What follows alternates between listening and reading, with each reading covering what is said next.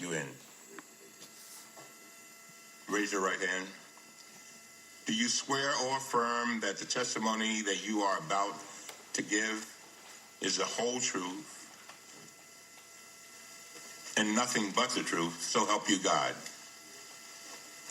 Let the record show that the witness answered in the affirmative, and thank you, and you may be seated. The microphones are sensitive, so please speak directly into them. Without objection, your written statement will be made a part of the record.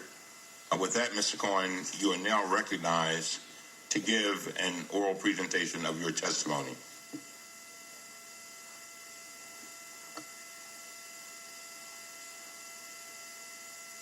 Is your mic on? Yes. Chairman Cummings, Ranking Member Jordan, and members of the committee, thank you for inviting me here today. I have asked this committee to ensure that my family be protected from presidential threats and that the committee be sensitive to the questions pertaining to ongoing investigations. I thank you for your help and for your understanding. I am here under oath to correct the record, to answer the committee's questions truthfully, and to offer the American people what I know about President Trump. I recognize that some of you may doubt and attack me on my credibility. It is for this reason that I have incorporated into this opening statement documents that are irrefutable and demonstrate that the information you will hear is accurate and truthful. Never in a million years did I imagine, when I accepted a job in 2007 to work for Donald Trump, that he would one day run for the presidency, to launch a campaign on a platform of hate and intolerance, and actively win. I regret the day I said yes to Mr. Trump. I regret all the help and support I gave him along the way. I am ashamed of my own failings and publicly accepted responsibility for them by pleading guilty in the Southern District of New York. I am ashamed of my weakness and my misplaced loyalty, of the things I did for Mr. Trump in an effort to protect and promote him. I am ashamed that I chose to take part in concealing Mr. Trump's illicit acts rather than listening to my own conscience. I am ashamed because I know what Mr. Trump is. He is a racist, he is a con man, and he is a cheat.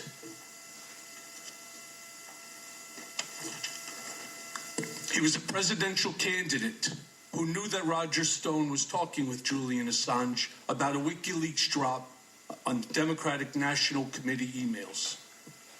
And I will explain each in a few moments. I am providing the committee today with several documents, and these include a copy of a check Mr. Trump wrote from his personal bank account after he became president to reimburse me for the hush money payments I made to cover up his affair with an adult film star and to prevent damage to his campaign. Copies of financial statements from 2011, 2012, and 2013 that he gave to such institutions such as Deutsche Bank. A copy of an article with Mr. Trump's handwriting on it that reported on the auction of a portrait of himself that he arranged for the bidder ahead of time and then reimbursed the bidder from the account of his nonprofit charitable foundation, with the picture now hanging in one of his country clubs. And copies of letters I wrote at Mr. Trump's direction that threatened his high school, colleges, and the college board not to release his grades or SAT scores. I hope my appearance here today, my guilty plea, and my work with law enforcement agencies are steps along a path of redemption that will restore faith in me and help this country understand our president better. And before going further, I want to apologize to each member, to you as Congress as a whole. The last time I appeared before Congress, I came to protect Mr. Trump. Today, I am here to tell the truth about Mr. Trump. I lied to Congress when Mr. Trump stopped negotiating the Moscow Tower project in Russia. I stated that we stopped negotiating in January of 2016. That was false. Our negotiations continued for months later during the campaign. Mr. Trump did not directly tell me to lie to Congress. That's not how he operates. In conversations we had during the campaign, at the same time I was actively negotiating in Russia for him, he would look me in the eye and tell me there's no Russian business, and then go on to lie to the American people by saying the same thing. In his way, he was telling me to lie. There were at least a half a dozen times between the Iowa caucus in January of 2016 and the end of June when he would ask me, "How's it going in Russia?" referring to the Moscow Tower project. You need to know that Mr. Trump's personal lawyers reviewed and edited my statement to Congress about the timing of the Moscow Tower negotiations before I gave it. So to be clear, Mr. Trump knew of and directed the Trump-Moscow negotiations throughout the campaign and lied about it. He lied about it because he never expected to win. He also lied about it because he stood to make hundreds of millions of dollars on the Moscow real estate project. And so I lied about it too, because Mr. Trump had made clear to me, through his personal statements to me, that we both knew to be false, and through his lies to the country, that he wanted me to lie. And he made it clear to me because his personal attorneys reviewed my statement before I gave it to Congress. Over the past 2 years, I have been smeared as a rat by the President of the United States. The truth is much different. And let me take a brief moment to introduce myself. My name is Michael Dean Cohen, and I am a blessed husband of 24 years and a father to an incredible daughter and son. When I married my wife, I promised her that I would love her, I would cherish her, and I would protect her. As my father said countless times throughout my childhood, you, my wife, and you, my children, are the air that I breathe. So to my Laura, and to my Sammy, and to my Jake, there's nothing I wouldn't do to protect you. I have always tried to live a life of loyalty, friendship, generosity, and compassion. It's qualities my parents ingrained in my siblings and me since childhood. My father survived the Holocaust, thanks to the compassion and selfless acts of others. He was helped by many who put themselves in harm's way to do what they knew was right. And that is why my first instinct has always been to help those in need. And Mom and Dad, I am sorry I let you down. As the many people that know me best would say, I am the person that they call at 3 a.m. if they needed help. And I proudly remember being the emergency contact for many of my children's friends when they were growing up, because their parents knew that I would drop everything and care for them as if they were my own. Yet last fall, I pled guilty in federal court to felonies for the benefit of, at the direction of, and in coordination with individual number one.